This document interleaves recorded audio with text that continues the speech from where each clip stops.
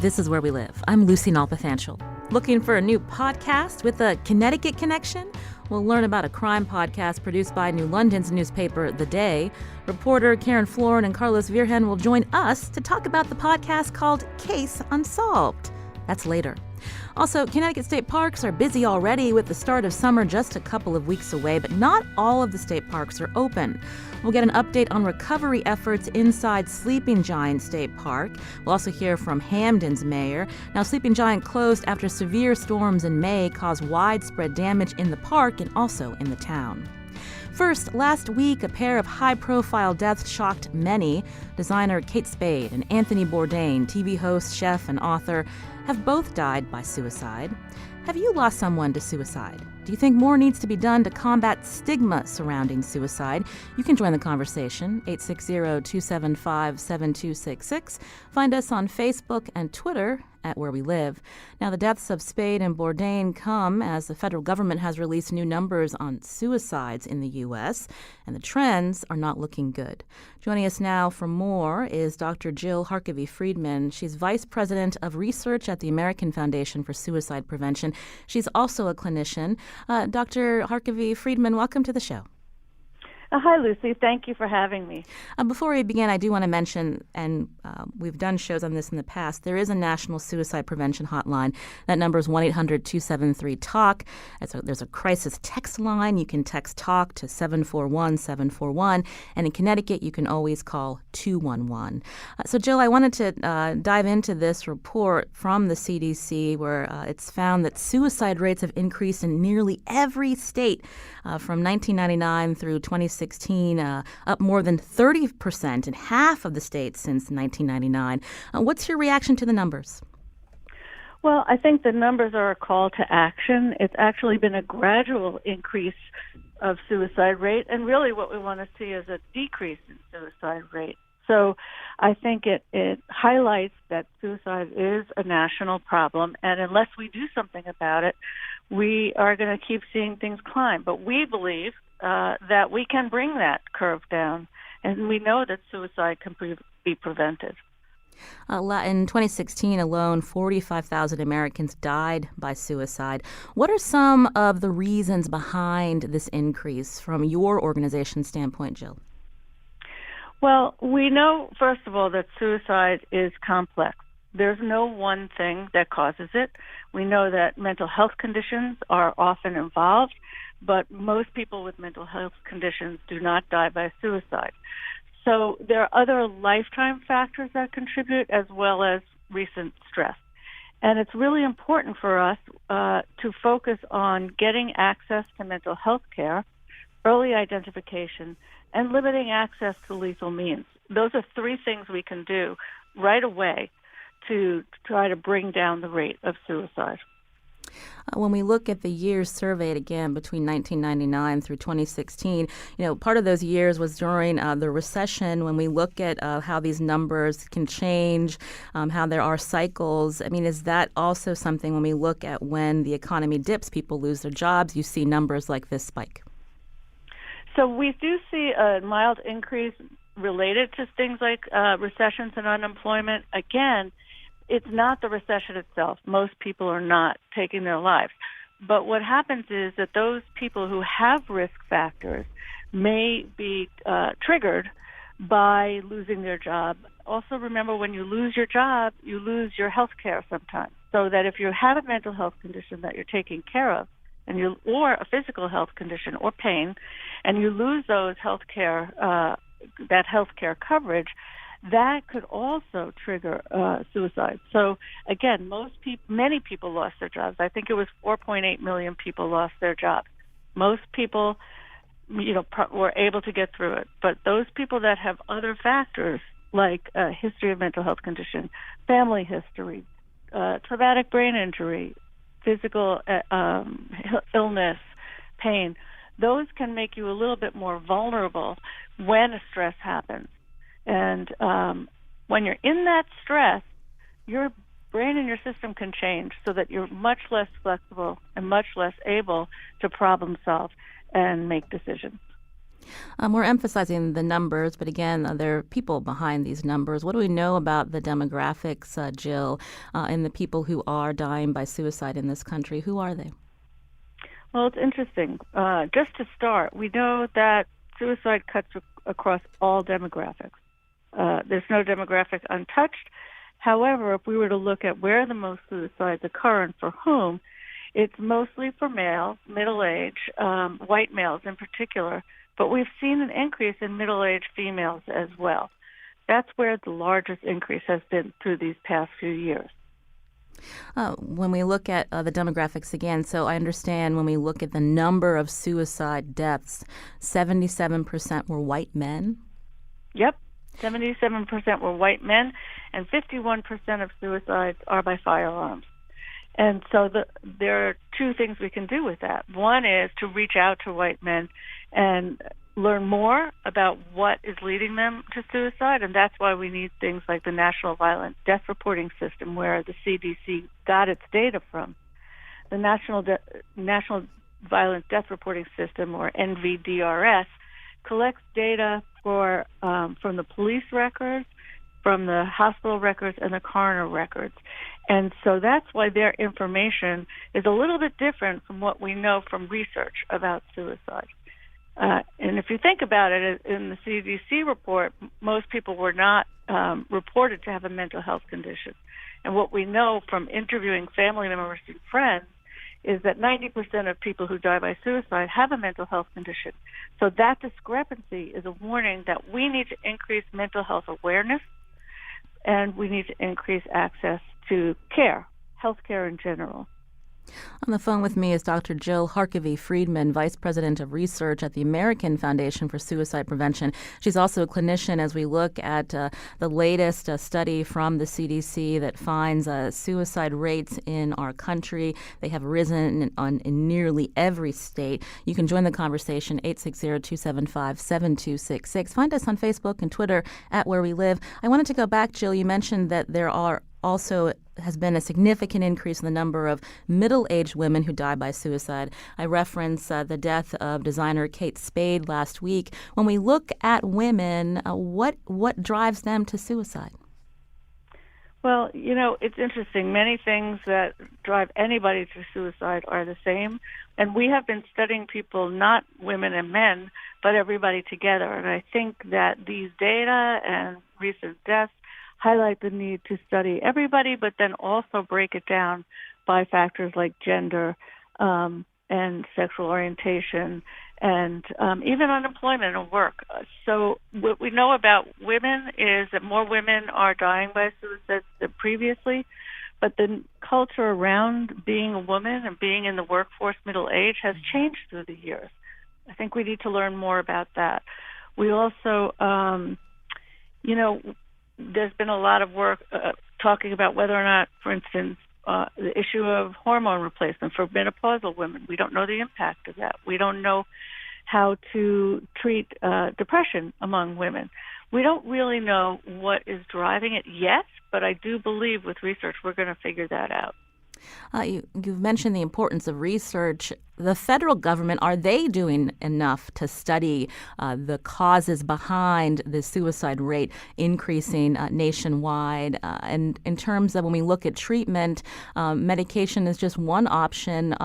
Is enough being done to look at alternative treatments so that people can feel comfortable trying different options if they have suicidal ideation? That's a great question, and it's really a two-part question. One is, what can the government do? And the other is, what do we do to help people who have suicidal behavior? So in terms of the government, suicide prevention research is sorely underfunded. And in fact, at the American Foundation for Suicide Prevention, we're at our advocacy forum right now in Washington, D.C. And tomorrow we're going to visit all 535 congressional offices. And one of the things we're requesting is an increase in funding for research. The research dollars are going up to a mere $42 million compared to billions of dollars. Now, we know that when we invest in research, we're able to find life-saving solutions. Now, the other question you raised is, how do you help somebody who is thinking about suicide? And yes, medication is one option, but it's not enough. it can help people to function better, but we actually have been learning about treatments that can help people manage suicidal ideation when it comes up so that they don't act on it. So there's lots to be learned about treatments, but through funding, especially from American Foundation for Suicide Prevention, we have funded the development of several treatments that have been shown, and they're psychotherapies that have been shown to help reduce suicide attempts. And also, we know that they also help change the brain to make the brain more functional. So when someone's thinking about suicide, they don't have to act on it. Lisa is calling from Thomaston, and you can join the conversation too, 860-275-7266. Lisa, welcome to the show. Thanks for calling in. Thank you. What's your comment or your question? Well, I have a question. Our family was personally affected by suicide many years ago, but I'm curious to know, has there been any? You mentioned white men, and the majority of those are suicide by gun. Has there been any research into what percentage are prior military? What percentage also had some sort of drug use? I'd be curious to see what the numbers are on that. Thank you, Lisa, for your questions. Go ahead, Jill. Sorry. Well, we are learning.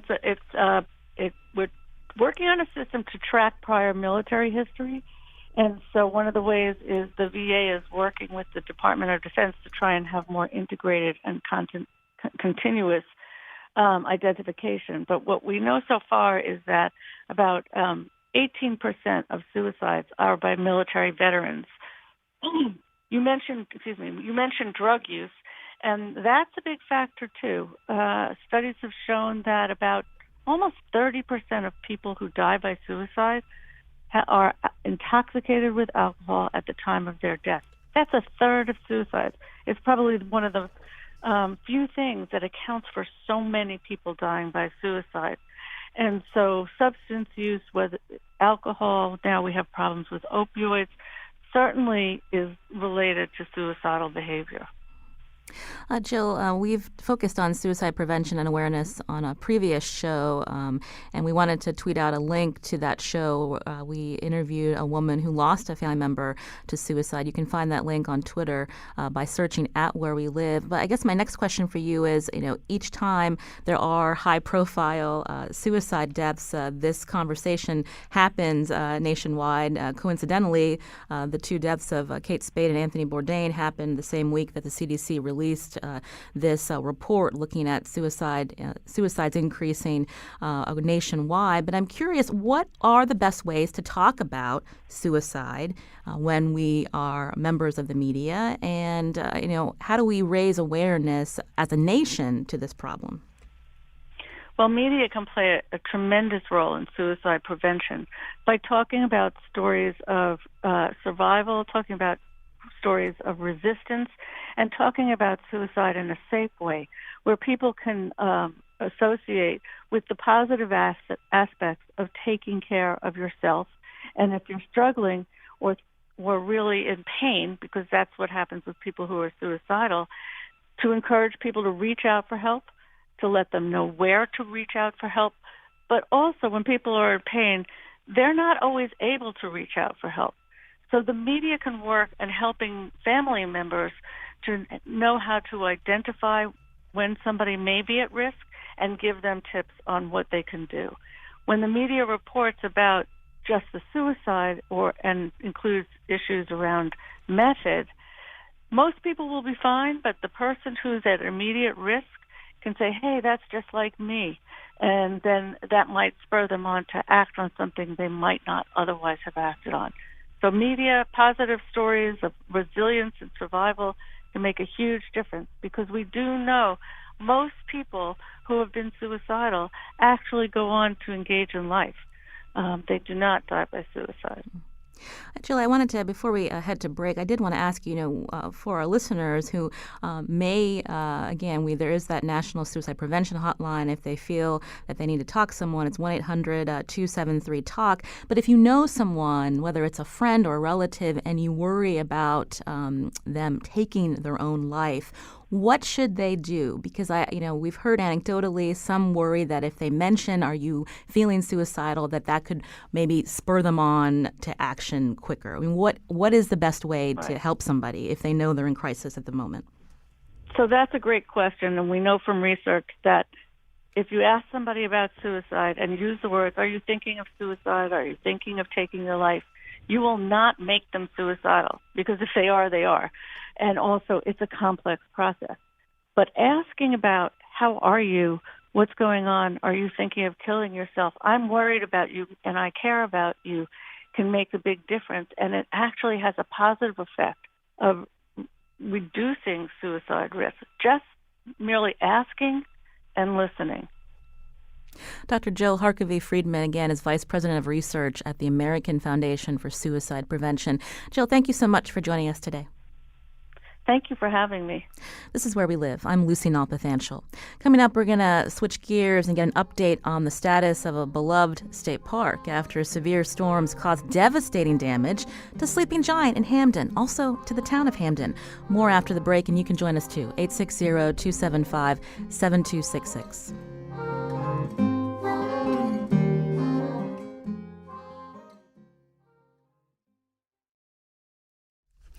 This is Where We Live. I'm Lucy Nalpathanchel. Coming up, we're going to hear about a new podcast with the Connecticut Connection. It's called Case Unsolved. It's the creation of New London's newspaper, The Day. That's just ahead. First, it's been almost 1 month since severe storms hit Connecticut and caused devastating damage to properties in several towns. Now, some of that damage was to popular recreation areas, including Sleeping Giant State Park in Hamden. The park has been closed, and we're wanting to find out when it may reopen. For an update on where things stand, I'm joined in studio now by Mike Lambert, Bureau Chief for Outdoor Recreation for the Connecticut Department of Energy and Environmental Protection, known as DEEP. Mike, welcome to the show. Thank you, Lucy. It's good to be with you. So we wanted to focus in on Sleeping Giant. I do know that there was damage to other state parks, but let's talk about Sleeping Giant first. And how severe was that damage from those very severe storms? Well, damage at Sleeping Giant is severe, as you know. We had large areas of the park impacted by the storms that moved through in mid-May. We have areas of the park specifically around the picnic area and the main visitor parking area, which is an area of about 7 acres, that virtually every tree has been damaged, either uprooted, broken in half, or severe damage in that area. Also, within the picnic area, we have a historic picnic shelter that the roof has been damaged, and some of the historic rock work that needs to be repaired and replaced. And some of the other visitor amenities, the restroom facility has roof damage, as well as the picnic tables and grills. So it was a severe storm that severely impacted Sleeping Giant State Park. In addition to the damage, I guess the most obvious damage at the public use areas, there's a number of trees that are down throughout the trail system in the backcountry and the main trail system that goes to the summit. I know through some of our field work, we've identified at least 150 trees that are down on the summit trail. And, you know, we're continuing to assess the backcountry trails and likely going to find more damage in remote areas of the park. So what has DEEP been doing? So you're obviously assessing the damage, but how many people do you have to try to, get these trees out of the way and to move forward? So there were a number of parks that have been impacted by the storm in addition to Sleeping Giant. Our staff have been involved with this cleanup effort since day one. I know our staff did yeoman's work at Kettletown State Park in order to make the park available for the Memorial Day weekend. The timing of the storm is really our busiest time in parks because we're preparing the park for the official start of our recreation season here in Connecticut. So we've been engaged in cleanup since the day after the storm. We've been working closely with the Department of Administrative Services in an effort to identify a specialized contractor who can come in and do some of the work that's needed at Sleeping Giant and also Wharton Brook. In addition, we've had an outpouring of support from our friends and volunteers. We've been fortunate at Sleeping Giant to have the longtime support of the Sleeping Giant Park Association. They were formed in 1924 to protect the park, and they manage over 30 miles of trail within Sleeping Giant. So our staff are continuing to assess some of the backcountry trails, and as soon as they're made safe, we're definitely going to call on our volunteers to utilize their expertise and assistance with the cleanup effort in the park. And I wanted to bring into the conversation Hampden's mayor, Kurt Balzano Lang. Again, Sleeping Giant State Park lies in that town, but also Hampden saw significant damage as well. Mayor Lang, welcome to the show. Good morning. Thanks for having me. I understand that soon you'll be with Senator Richard Blumenthal as FEMA officials arrive for a preliminary damage assessment. Walk us through that process and how much damage has the town seen? The process is beginning today in Gusto with FEMA officials actually in town. One team that's going to be reviewing public damage and one that's going to be reviewing private damage in homes and in yards. But it is a lengthy process. We've been into this cleanup now for 3 weeks plus, and I've had the equipment operators and loggers in from out of town because municipalities just don't have the type of equipment that would be necessary to do this type of a cleanup. We had in town 500 plus trees just that were in the right-of-way, street, sidewalk, and 10 feet in of the road that came down mostly in wires, at the time live wires. So we began doing our work immediately to try and open the roads up and make it accessible for our public safety vehicles, and then slowly, methodically cleaning and trimming and cutting and taking trees down. And it's very costly. We've spent well in excess of $1 million already, and that'll be over $2 million before we're done. And so having the FEMA officials in today and having the commitment of both our senators and Congresswoman DeLauro has been really wonderful. So what are you looking specifically for from FEMA, just dollars to help with the cleanup, and how much are we talking about, Mayor Lang? So the FEMA process would give 75% reimbursement to eligible costs for town expenses, and that's certainly something that's important to us because we had to borrow these funds. These are not funds that were just laying around. So we had to do an emergency storm account, get the dollars in place, and get to work. But even more important than that at this point, every day that goes by, and certainly every week, we find more and more folks that have been coming out talking about the damage done to their houses and to their yards in the 10s and 20s. The highest number I've heard so far for a yard is $75,000 of damage.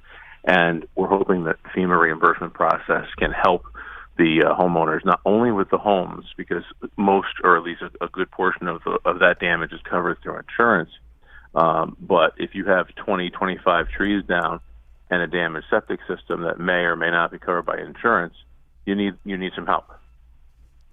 This is where we live. Today we're getting an update on some of the storm damage seen the southern part of the state, specifically at Sleeping Giant State Park in Hampden, also in the town of Hampden. On the phone with us is Mayor Kurt Balzano Lang, who's the mayor of Hampden, Connecticut. Also, Mike Lambert's in studio with me, Bureau Chief for Outdoor Recreation for the Connecticut Department of Energy and Environmental Protection.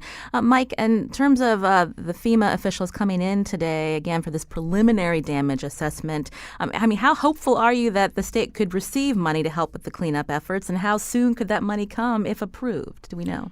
Well, absolutely. We're hopeful that the FEMA will come in and help reimburse our cost for the cleanup effort. I know in late May we submitted our preliminary damage assessments for Parks and Forest, and this is part of their process where they come out and do the field visit and actually do on-site evaluations of the damage. Typically, the type of work that we're going to be involved in at Sleeping Giant and Wharton Brook, it's a large project, so the FEMA support will come in the form of a reimbursement to our state agency for the cost associated with that. So it would be a tremendous support for us if we were able to get that support. Do we know what the costs have been to the state of Connecticut to date? I mean, this is happening near the end of the fiscal year, which is tough. Yeah, when we put our preliminary estimates together, which is really, it's a difficult challenge to do that early in the process, we estimated around over $800,000 for the cleanup effort just in our parks and forests, and so it's very expensive. You can join the conversation, 860-275-7266. We heard Mike Lambert talking about the importance of volunteers to the state park system. On the phone right now is Julie, who's calling from North Haven, and I believe she's a member of the Sleeping Giant Parks Association. Julie, what's your question or comment? Simply to say that we, as a Sleeping Giant Park Association, we've been involved in trail maintenance since the trails were established by groups of volunteers in the early 90s, and our crews go out every week. We are patiently, although perhaps impatiently, in some respects, waiting for the go-ahead from the state to be able to go in and assist. I want to thank Mike Lambert for the shout-out to us. We really are passionate about the Giant, and this kind of helps explain our eagerness to get in there and help. Julie, how many members are part of the association? The association itself has somewhere around 1,600 members. And recently, through our Facebook page, we've got about 4,000 followers. So people are very passionately interested in what's going on in the park and how they can help. We have a list of over 100 volunteers who don't normally come out with us, but they have expressed an interest to participate as soon as we're given the go-ahead. Have you ever seen this kind of damage before, Julie? Oh gosh, no. This is more than a 100-year event. This is, I think, very unique in the history of the Giant itself. And in terms of, obviously there's a lot of cleanup that needs to be done, but concern about the long-term impact of the habitats that these parks provide. In general, our philosophy is going to be to help clear the trails themselves, to make them accessible and safely passable. But otherwise, the nature will be left to do what Mother Nature does, either repair herself or create new habitats or additional habitats for the creatures, the biodiversity that exists in the park. One area of concern is our invasive species committee, who goes out to try to eradicate those species that come in and take advantage of sort of the opportunity of a cleared space. And we want to monitor that over the next few months and years to make sure that things like the winged euonymus doesn't gain a foothold in the park. Well, Julie, thank you for calling again. She's a member of the Sleeping Giant Park Association. Also, another call right now is Chuck calling from Watertown. Chuck, go ahead. Hi, I'm a member of the Sleeping Giant Park Association Trail Crew. I agree 100% with what Julie said. We've had a really good relationship with DEEP. I know they do amazing things with limited manpower and funds. We were kind of surprised when we were told to stay off the trails when the tornado hit. And I just wanted to ask Mike what has to happen before we're going to be allowed to get back to work again. We're kind of twiddling our thumbs here, knowing there's a lot of work to do, and I'd like to ask him what kind of progress is being made in that area. Thanks, Chuck. Go ahead, Mike Lambert from DEEP. Well, thank you, Chuck. And first, let me say thank you for all your support. This is someone who's done trail work before. I realized just the significant amount of work that goes into maintaining trails. And when you're dealt a severe storm like this, it only adds to that workload. But we are actively assessing the backcountry trails now. Matter of fact, I spoke with our district supervisor this morning, and they are developing a plan.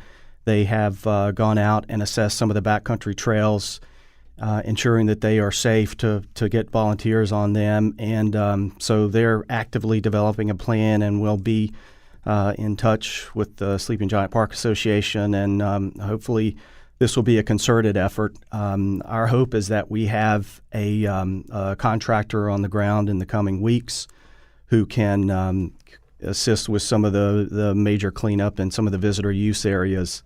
So I see this as a two-pronged approach. We've got staff and volunteer groups working the backcountry trails. We have a specialized contractor who can assist with the major cleanup in the picnic area and the main summit trail. So, our goal is to have the park open as soon as possible, and so we appreciate all the support that you've offered us. So open by the fall? That's the goal, yeah, as soon as possible. We unfortunately I can't give an exact time frame on that, but with the support we have with the Friends groups and staff and contractor efforts, we're definitely going to work towards that goal. And before I get back to Hampden Mayor Lang, who's also on the phone with us, just a quick update. So besides Sleeping Giant State Park, there's also one other park that's still closed? Yes, Wharton Brook State Park in Wallingford is still closed. And there are portions of Kettletown State Park in Southbury. The trails are closed there, as is the group campground. Are people listening when Deep says the parks are closed and not attempting to go in anyway to see the damage for themselves? Yeah, they are, and that is so important with the nature of this storm and the condition, the way the trees are damaged and uprooted. That is so important that people stay out of these closed areas. We want to get people back there as soon as possible, and so the patience and allowing the contractors to do their work and the volunteers and the Friends group is going to be paramount. Again, I mentioned Hampden Mayor Kurt Balzano Lang is on the phone with us as well. Any lessons that we can take from this particular storm or the storms that hit that part of the state, Mayor Lang, in terms of disaster preparedness? I think that there's certainly a few things. One is that it sounds simplistic, but you always have to be prepared. You have to have a family plan. You have to be prepared with equipment if you're going to be out of power for a significant amount of time. You have to think about checking on neighbors and checking on people that are within a community that might not be able to be reached for a while. And that's something that we take for granted nowadays. But 1/3 of our municipality, and we have 33 square miles, a third of it was completely impassable for 2 days. So we had the fire department and emergency management actually responding to emergency medical calls via all-terrain vehicles. This was a very unusual situation for modern society. So having your batteries and your water backup, and honestly taking this storm warning seriously is something else. I think that we all fall into a bit of a lackadaisical scenario because there's so many storm warnings that come across the news so often. But when someone's talking about a tornado or a hurricane or other serious event, we really do have to take it seriously. And we definitely don't want to diminish the fact that 6 homes were damaged in the storm in the town of Hampden. What's happened to those residents? Where are they living? There's some that are living in hotels, some with families, and some that have actually rented apartments already because their insurance company has said it's going to take upwards of 10 months to reconstruct the homes. And before we head to break, I wanted to go back to Deep's Mike Lambert. I asked Mayor Lang about lessons learned. There have been quite a few storms in the past several years that have caused widespread damage in terms of how the state could be better prepared for this kind of incident when it happens. Well, I think part of our efforts with our park operations is we work diligently to identify and remove hazard trees, dangerous limbs in our public use areas. That effort helps in certain situations. It did not help in this case. This was a significant storm event with impacts that really no one could prepare for. But efforts like that, I think the National Weather Service and our local weather stations do an excellent job of getting the word out. So I think it's important to understand that, outdoor recreation shouldn't be contemplated when, these types of storm events are forecast. We hear so often about the fiscal situation in the state of Connecticut. Is there a little pot of money when disaster strikes, or do we have to rely on, as you said, we're hearing from the towns about trying to get private contractors and borrowing. What about the state of Connecticut? So what we've done so far is we've actually utilized our minor maintenance bond funds for this effort. So we're continuing to fund the effort through that. Those funds are utilized to make repairs in parks. Again, we're hopeful that we'll have the FEMA support to seek reimbursement. Mike Lambert, again, is Bureau Chief for Outdoor Recreation for the Connecticut Department of Energy and Environmental Protection. Mike, thanks for coming in today. Thank you. Also on the phone with us is Hamden Mayor Kurt Balzano-Lang. I understand just a few minutes you're going to be heading out to meet the FEMA officials for this preliminary damage assessment. Thank you for joining us on your busy day. My pleasure. You have a good day. This is Where We Live. I'm Lucy Nalpathanchel. Up next, have you been listening to Case Unsolved? It's a new crime podcast. It focuses on Connecticut cold cases. We're going to hear more from the staff at New London's newspaper, The Day. They created the podcast, and you can join our conversation, too. Find us on Facebook and Twitter at Where We Live.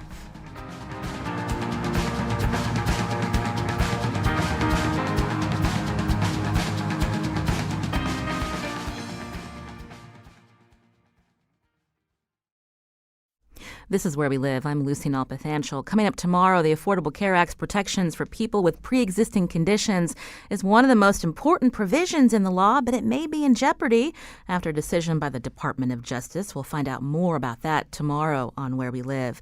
Now, right now, we wanted to find out, how did you ever live without podcasts? Chores around the house, endless drives to and from work. They're so much nicer now, right?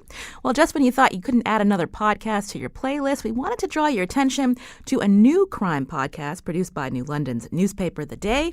Here's a little preview. Michaud, white female. Cause of death was asphyxia by strangulation. And she was laying on the bed, naked, cord around her neck. And our department really wanted to solve this. It's always stayed with me, right on through all the different ranks that I held and all the different jobs that I did in the police department. For some places, well, she's just a prostitute. What are you doing spending all that time? I mean, it's not like this happened even 5 years ago. I mean, this is 1984, 30 some years ago. Let's close this case. That's what I want. And whatever it takes. That's from Case Unsolved, a podcast from The Day. Joining us now in studio to tell us more is Carlos Virgen, digital news director at The Day, co-producer and narrator of The Day's new podcast. Also, Karen Florin, a reporter for The Day. Carlos and Karen, welcome to the show. Thank you. Thank you for having us. So let's start with you, Carlos. How did you start to work with the newsroom, with people like Karen Florin on this podcast? Yeah, I think the idea came up late summer of last year. The Day, we'd been producing a couple, at that point, I think 3 or 4 podcasts. And so there was interest among editors, many of whom are podcast fans. So they've listened to their favorite podcasts, including true crime podcasts. Our managing editor, Tim Cotter, was a big fan of Crime Town. And he broached the subject with us, and we already had a list of uncase solves that Karen Florin had generated through reporting on the regional cold case unit being disbanded recently in the last couple of years, and kind of dragged in a couple of other people, including a couple of more reporters, and we went from there. Karen started looking through our clips. So, Karen, you're a longtime reporter with The Day, and Carlos just mentioned there used to be a unit within the state that would look at cold cases. Tell us a little bit about why it was disbanded, and how did you decide on what cold cases to focus on? So the unit was disbanded, no surprise, due to funding after having incredible impact. I think in southeastern Connecticut there were 8 arrests made in cold cases and as many convictions. I was interested in Desiree Mashad because really it was a case I didn't know a lot about. I wanted something new. And we had a lot of lucky breaks there. The first of which was that we had excellent previous reporting on it that gave us a lot of leads to jump into to find people who are still around, who still care, and who wanted to talk about it. So Desiree Mashad, tell us a little bit about her. She was just 18. She'd had a terrible upbringing and wound up on the streets of New London working as a prostitute. She also had a very artistic side and was a terrific painter. So at the same time that she was involved in the grittier side of life on the streets, she also got involved in the arts community in New London and was active at the Hygienic, which was a restaurant/gallery, is now a gallery, well known for its annual art show. I understand Desiree was one of many cold cases the state of Connecticut focused on when they came up with using playing cards to try to get tips from people within the Department of Correction. That's really interesting. Can you tell us a little bit about that? I know the Day had reported on that a few years ago. Sure. It was a great idea of theirs that they would make up a deck of cards with information about each case. Desiree was actually the queen of clubs. The next case that we're doing, William Spicer, he's the king of hearts. And the third case we're doing, Erica Sirioni, will be the six of diamonds. So they made up this deck of cards and distributed it within the prison system. It's the only cards that they have access to, and have generated a lot of leads from people who see the cards, realize that there's a reward for providing information, and who come forward after they hear something or if they know something with very valuable information. You mentioned that she was murdered when she was just 18. She was working as a prostitute in the city of New London. I wanted to play a clip now from Case Unsolved. In this clip, we're going to hear from retired Groton Town police detectives Mike Lewin and Matt Morton, who talk about Mashad's murder. And it was a typical motel room that somebody was living in. It wasn't, I'm spending the night and then going over to the seaport, or I'm spending the night and going down and see a launching of a sub. It was well lived in, clothes all over, fast food wrappers everywhere. There was pile of clothes on the floor. There was a towel here, right? Everything else was neat. There was nothing knocked over. I believe this was a radio, though, with the cord ripped around her neck. Looked like there was I don't know if it was minor or what, stab or puncture wound on her chest. But apparently that was not the cause of death. Again, that's a clip from Case Unsolved. It's a new crime podcast produced by New London's newspaper, The Day. In studio with me is Karen Florin, a reporter, also Carlos Virgen, digital news director at The Day and co-producer and narrator of The Day's new podcast. When we listen to the podcast, Carlos, we don't just hear from retired detectives or others in law enforcement, but you actually track down members and friends of these victims. How difficult was that? Well, one of the main characters in the story turned out to be a former prostitute that knew Desiree during the period that she disappeared and then eventually was found dead. Karen, through her contacts working the court system, was able to amazingly locate her, and amazingly she wanted to be part of the podcast. So that was such a great revelation for the podcast as we started, not knowing how far we could go, not knowing how much participation law enforcement was going to have with us or even her family. That was like the early on in the podcast where we knew we're onto something here. You also tracked down relatives of Desiree, and that was difficult too. After all these years, to see a reporter at their door asking about their daughter, their sister that was killed. What was that like, Karen? Sure. Carlos and I knocked on the door of Desiree's mother, and she was firm in that she had been through too much trauma and really didn't want to talk about it. And lo and behold, we thought that was a dead end, but she did call up her other daughter, Tina Robb. And Tina, after much convincing, met us out at the cemetery to look for Desiree's grave, and then actually gave us some very valuable audio information. So another lucky break that we had.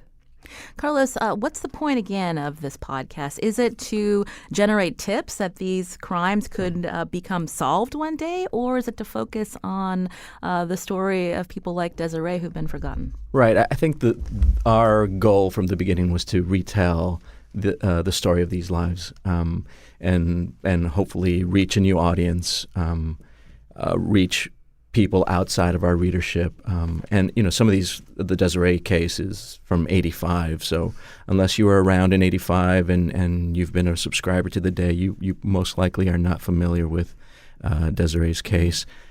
So that was kind of our goal from the beginning, is to retell their stories, hopefully with new information where possible, and in a compelling way where we were able to hear the voice of people that knew them when they were alive, and to reach a new audience for sure. What's been the response? It's been really good. We've all gotten individually, we've gotten feedback from people we know, people around town, people in our coverage area. We've gotten emails where the Desiree case in particular, where people have reached out to us saying, my ex-wife was her teacher in high school. There was a state police officer who contacted us, who was involved in a separate case that Desiree was involved in, and then we've got a Facebook group where people have been really, vocal and asking questions and any pushback on why this isn't a print version of the story versus a podcast? Well, yes, we did actually on theday.com. So we're publishing our podcast through all the regular podcast channels, but also we're developing these stories on theday.com with the audio player. And yes, the first episode that we published, there were a number of commenters that were wondering where the print story is and why are we doing a podcast? They don't have time for a podcast. They can read much faster than they can listen to a show. And it was to be expected, I guess.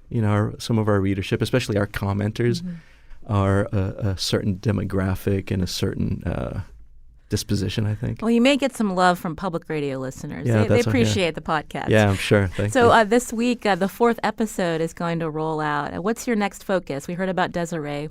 So this week's episode is actually a bonus episode on the Desiree Mashad case because of the feedback we've gotten and some of the new information. We when we first produced the 3 episodes, we had not been able to speak to active law enforcement agents. Since then, we were able to talk to an active detective and a prosecutor, and so we'll add that information. And plus, we're going to answer some of the questions that we got through email and on our Facebook page, just to clarify some of the information. And Karen, what will be your involvement?